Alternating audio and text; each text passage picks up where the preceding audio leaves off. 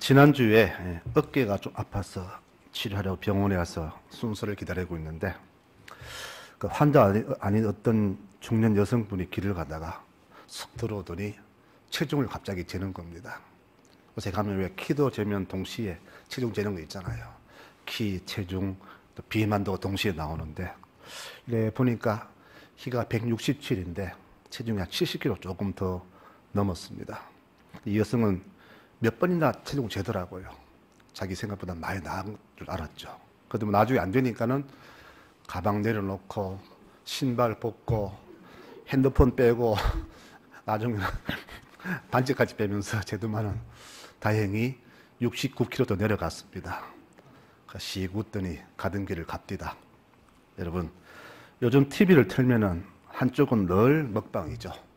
한쪽은 늘 노는 거. 또 저쪽 방송은 늘 다이어트 프로그램. 또 이쪽 방송은 건강상식. TV가 그렇게 채널 나눠져 있습니다.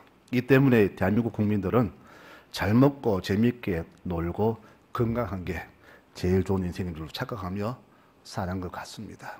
지금 대한민국이 바로 이 점에 서 있습니다. 우리 몸도 무게가 있고 인생도 사는 모습에 따라 무게가 다 다릅니다.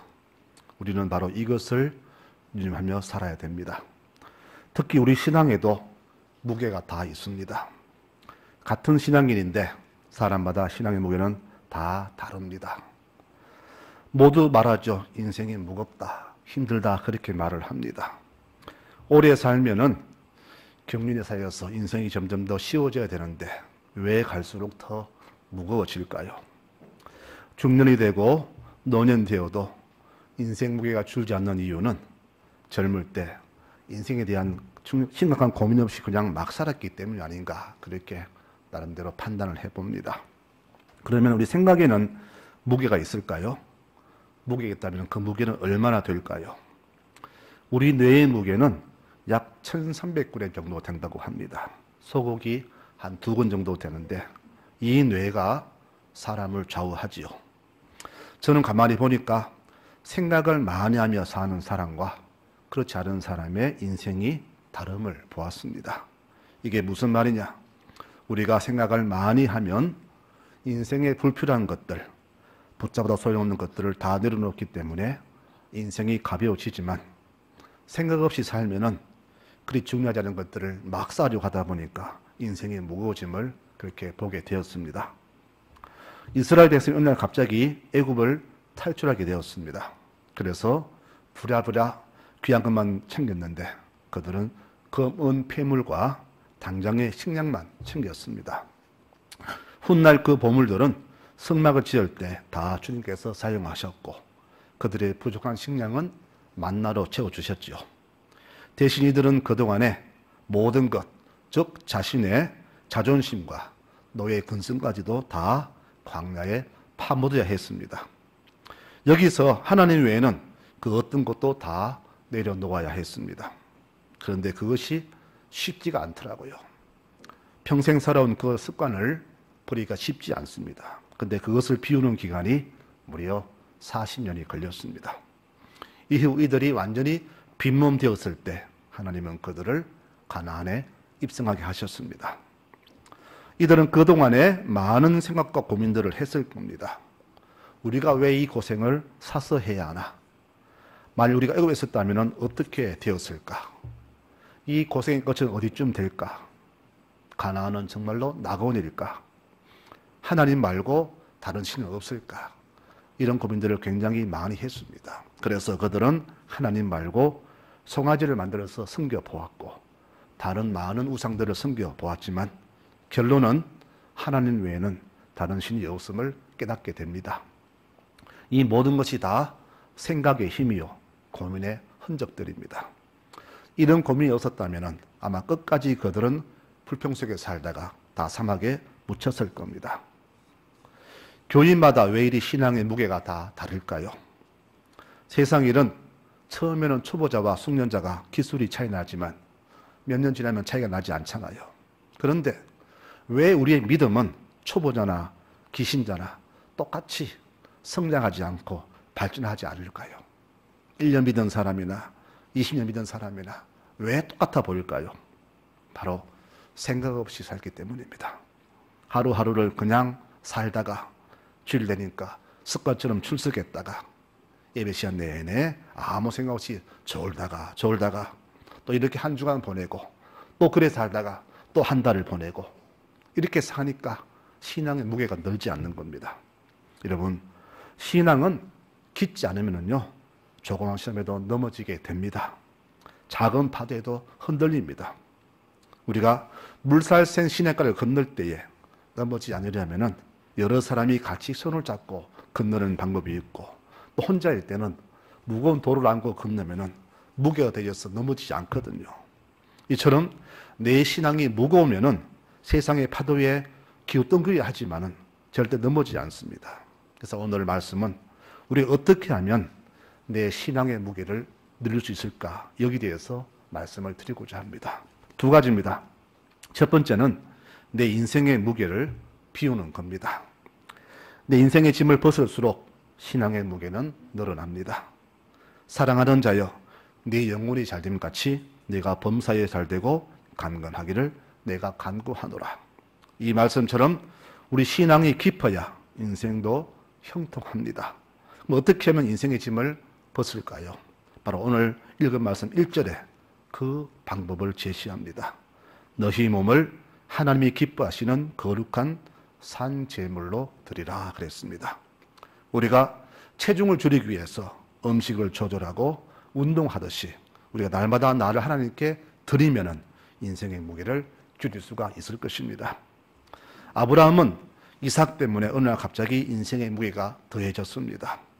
이 아들 때문에 하나님과 관계가 어느 순간 소원해진 겁니다. 하나님은 그 무게를 줄이도록 아들을 바치라 그렇게 명하시죠. 그 아들의 무게가 아브라함 인생을 무겁게 했기 때문입니다. 실제로 이 이삭 때문에 그 가정은 엉망이 되었습니다. 자기의 첩과 서자 이스마엘을 쫓아내는 아픔이 있었거든요. 그래서 이삭을 내놓으라 하시자 아브라함은 즉시 아들을 내려놓습니다. 여러분, 날이 갈수록 힘에 버거운 인생을 앞으로 어떻게 살아갈까요? 모두가 고민이 많습니다. 그러면 우리 인생의 짐을 내리면 됩니다. 그래서 우리 인생을 하나님이 기뻐하시는 거룩한 산제물로 바치라고 하시는 겁니다. 내 몸의 모든 것을 내려놓아야 체중이 줄듯이 인생의 무거운 짐을 주님께 올려드릴 때, 나를 올려드릴 때 우리 인생의 짐은 가벼워지는 겁니다. 살아있는 재물을 말합니다. 산재물은 뭐냐?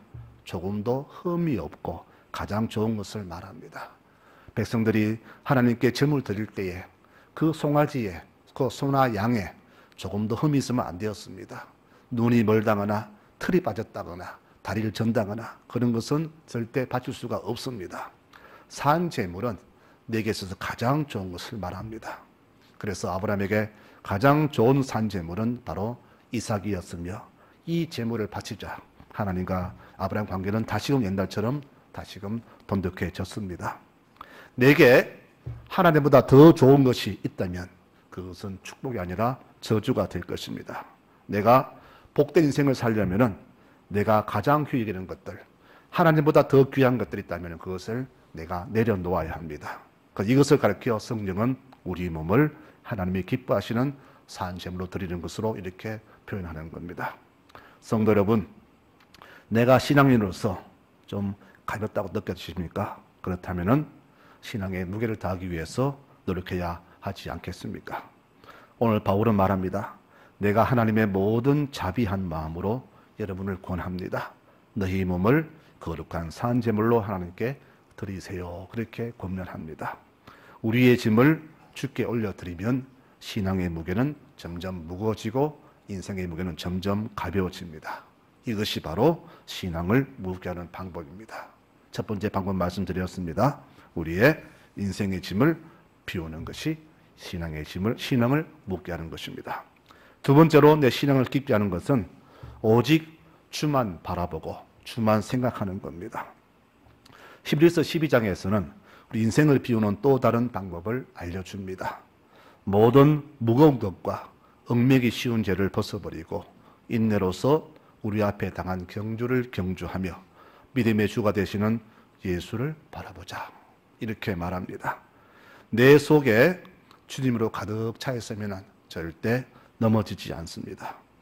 우리 예수님도 인생이셨기에 넘어질 위기가 많았지만은 그분은 십자가를 지심으로 바로 넘어지지 않았습니다. 그래서 십자가 지심 결과가 무엇이냐? 성경이 이렇게 증언합니다. 십자가를 참으사 부끄러움을 개의치 아니하시더니 하나님 보좌 우편에 앉으셨다라고 성경은 전합니다.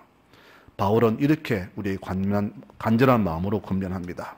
너희 안에 이 마음을 품으라. 곧 그리스도 예수의 마음이니 그는 자기의 모든 것을 포기하시고 낮추고 종의 형체로 섬기셨으며 십자가에서 죽을 때까지 우리를 섬기셨다라고 기록합니다. 예수님이 십자가를 지시고 하나님만 품고 주만 바라본 결과는 이렇게 나타납니다. 하나님이 그를 지극히 높여 모든 이름 위에 뛰어난 이름을 주사 하늘에 있는 자들과 땅에 있는 자들과 땅 아래 있는 자들까지도 그 무릎을 이름에 꿇게 하셨다라고 결과를 말씀합니다. 바로 하나님의 영광입니다. 십자가를 지고 하나님만 바라본 그 결과 예수님에게 하늘 영광이 주어졌습니다. 우리도 주만 바라보고 주만 품고 살 때에 이런 영광이 우리에게 주어짐을 믿습니다. 우리가 신앙인으로서 부끄럽지 않게 인생을 마무리했을 때 주어지는 생각이 바로 주님께서 받으신 그 하늘 영광임을 우리는 모두가 믿어야 할 것입니다. 이 영광을 위해서 우리는 바로 오늘도 인생 당하는 그날까지 날마다 육의 짐을 다 내려놓고 오직 주만 바라보며 살아야 되는 겁니다. 우리가 신앙인으로 산다는 것은 바로 내 생각의 무게만큼 사는 것을 말합니다. 내가 얼마나 예수님을 많이 깊이 생각하냐에 따라서 신앙의 무게는 더해질 것입니다. 인생의 거추장 서는 것은 다 벗어버리고 대신 예수로 내 삶이 가득 찰 때 인생은 가벼워지고 신앙은 깊어질 것입니다. 그래서 오늘 성경은 말하기를 모든 얽매기 쉬운 죄와 거추장 서는 것을 벗어버리고 오직 예수 그리스도만 깊이 생각하라고 이렇게 우리에게 권면하는 겁니다. 그러면은 내 속에 주님으로 가득 차면 내가 신앙으로 무거워지면 어떤 일이 생기겠습니까? 두 가지가 나옵니다. 첫째는 십자가를 기쁘게 지는 신앙인으로 내가 성장하게 됩니다. 사람이 생각이 없으면 육신이 제일 먼저 떠오르지요. 그래서 이 본능을 억누르고 하나님을 깊이 생각하니 십자가 지는 것이 아버지 뜻임을 예수님은 알게 되었습니다. 자신도 육신인지라 살고 싶었어요. 그런데 깊이 묵상하니까 주 앞에 엎드리니까 십자가 지는 것이 내가 사는 목적이요 아버지 뜻임을 알게 된 겁니다. 그래서 예수님은 살기를 포기하고 십자가를 지신 겁니다. 이처럼 우리의 생각이 깊을수록 신앙의 무게는 더해 가지만 대신 인생의 짐은 가벼워짐을 알아야 됩니다. 롯은 아브라함과 헤어질 때 아무 생각 없이 본능을 따랐습니다. 물이 많고 풀이 많아서 양을 키우기 좋은 땅 소돔과 고모라를 선택합니다. 아무 생각 없이 본능으로 선택했습니다. 그 결과 인간으로서 다시는 겪어서는 안 될 최고의 부끄러움과 수치를 당하게 되지요. 그래서 신앙인으로 산다는 것은 뭐냐? 눈에 보이는 당장의 것으로 사는 것이 아니라 주의 마음으로 사는 것입니다. 사도 바울은 오늘 우리에게 이렇게 말합니다. 이 세대를 본받지 말고 마음을 새롭게 하여 변화받아서 사세요. 내 눈으로 보고 귀로 들은 것이 지식이 되고 이 지식이 우리 삶을 지배합니다. 우리가 이렇게 보고 들은 것으로 습득한 지식은 세상의 지식이요. 우리는 바로 이 지식에 그냥 노출되어 있습니다. 그래서 바울은 이렇게 권면을 하지요. 오직 마음을 새롭게 함으로 변화를 받아서 하나님이 무엇을 좋아하시는가를 분별해라. 그러면 우리가 이 시대와 구별되게 하려면 어떻게 해야 됩니까?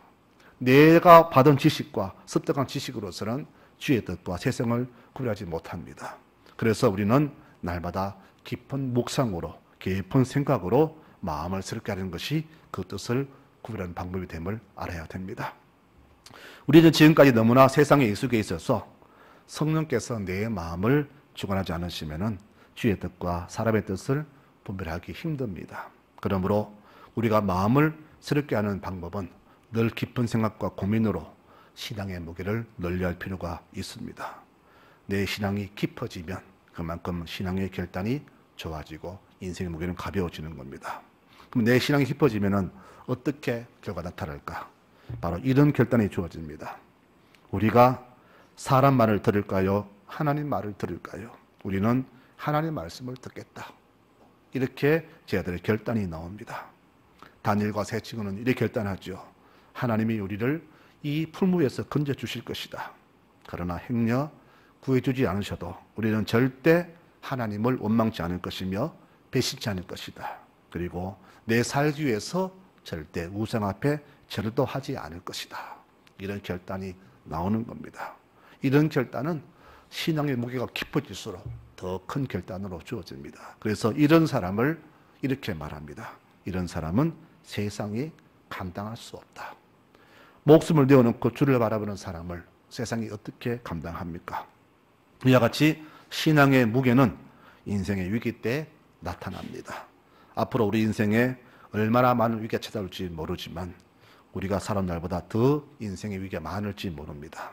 그러므로 이 인생을 극복하기 위해서 우리 신앙의 무게가 날마다 깊어져야 할 것입니다. 그러기 위해서 우리는 바로 날마다 주 예수를 내 마음에 품고 주만 바라보는 신앙인이 되어야 하는 겁니다.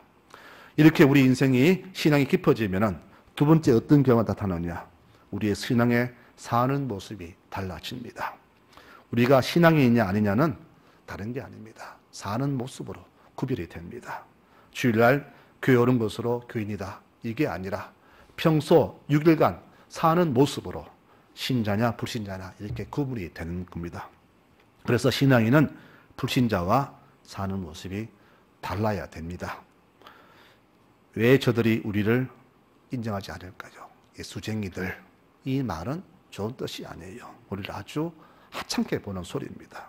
왜 예수쟁이 그럴까요? 우리가 저들과 다르지 않거든요. 똑같거든요. 생각이나 사는 모습이 똑같다는 말입니다. 그러니 우리를 보고 예수쟁이들 그렇게 우리를 아주 가소롭게 보는 겁니다. 뭔가 자기와 다를 줄 알았는데 다른 게 하나도 없습니다. 불신자 앞에서 우리가 신앙이 닿지 않게 사니까 저들 하는 말이 예수 믿어도 다 뭐 천국 가나 이런 말들이 나오는 겁니다. 그만큼 우리를 하찮게 보는 거예요. 우리가 왜 저들에게 하찮게 여겨집니까? 내가 신앙답지 않게 살기 때문에 그런 거예요. 교인이라면서 불신자들과 어울려 춤이나 추러 다니고 노름이나 하고 화투나 치고 술판이나 벌이니 저들이 같이 어울리지만은 속으로 우리를 우습게 보는 거예요. 지난해나 뭐 다를 게 하나도 없네. 뭔가 다를 줄 알았는데 교인이나 아니나 똑같다는 겁니다. 불신자나 예수 믿으나 안 믿으나 사는 게 똑같다는 거예요. 그러니 우리를 볼 때 예수쟁이들, 예수 믿어도 천국 못 간다. 이런 말이 저들에게서 나오는 거예요.